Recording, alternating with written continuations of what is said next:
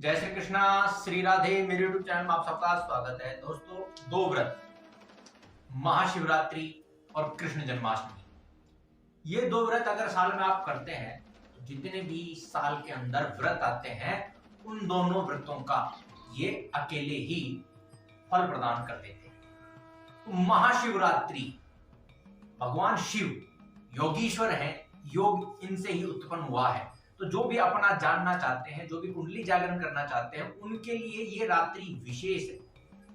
तो भगवान शिव किन चीजों से प्रसन्न होते हैं? तो पहली जो चीजें हैं वो आपको बताता हूं। पहली चीजें हैं आस्था, विश्वास। अगर आपका भगवान के अंदर विश्वास है, भगवान शिव में आपका विश्वास है, तो भगवान शिव प्रसन्न हो जाते हैं। आप शास्त्रों में पढ़ेंगे कि लोगों ने सिर्फ आस्था रखी और उनसे ही भगवान शिव को प्रसन्न करें। इसके अलावा दूसरी जो चीज है भगवान शिव को जो प्रसन्न करती है वो है प्रभु श्री राम का नाम। तो भगवान श्री राम का नाम भी अगर आप जपेंगे तो भी भगवान शिव प्रसन्न हो जाते हैं। इसके अलावा भगवान शिव पे सिर्फ जल अर्पित करने से भी भगवान शिव प्रसन्न हो जाते हैं।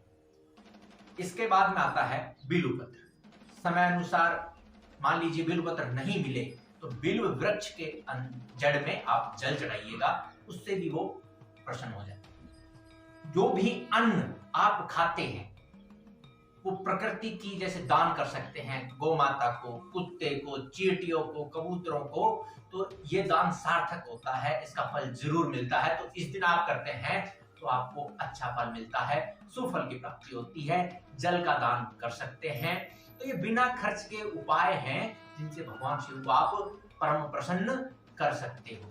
इसके अलावा शास्त्रों का अध्ययन कर सकते हैं। भगवान शिव की विशेष सेवा आपको प्राप्त करनी है, कोई सिद्धि अगर आपको प्राप्त करनी है तो महाशिवरात्रि की रात्रि की महिमा अमोघ है।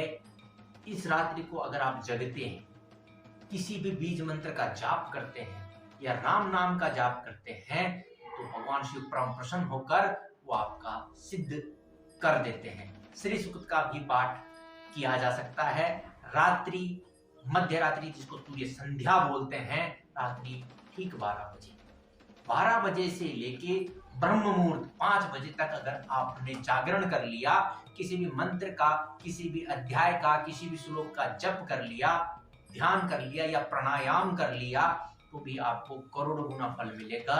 और ईश्वर की कृपा रही, भगवान शिव प्रसन्न हो गए तो आपको सिद्धि भी प्राप्त हो सकती है।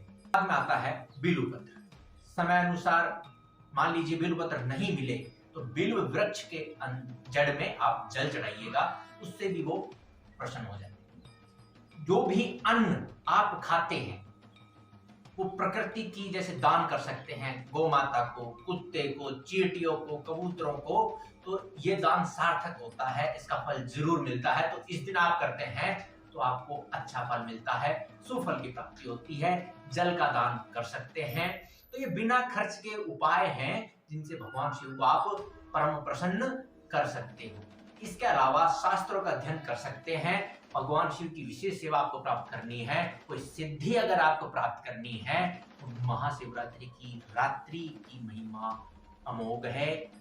इस रात्रि को अगर आप जगते हैं, किसी भी बीज मंत्र का जाप करते हैं या राम नाम का जाप करते हैं तो भगवान शिव परम प्रसन्न होकर वो आपका सिद्ध कर देते हैं। श्री सूक्त का भी पाठ किया जा सकता है। रात्रि, मध्य रात्रि जिसको सूर्य संध्या बोलते हैं, रात्रि ठीक 12 बजे से लेके ब्रह्म मुहूर्त 5 बजे तक अगर आपने जागरण कर लिया, किसी भी मंत्र का, किसी भी अध्याय का, किसी भी श्लोक का जप कर लिया, ध्यान कर लिया या प्राणायाम कर लिया, तो भी आपको करोड़ों गुना फल मिलेगा।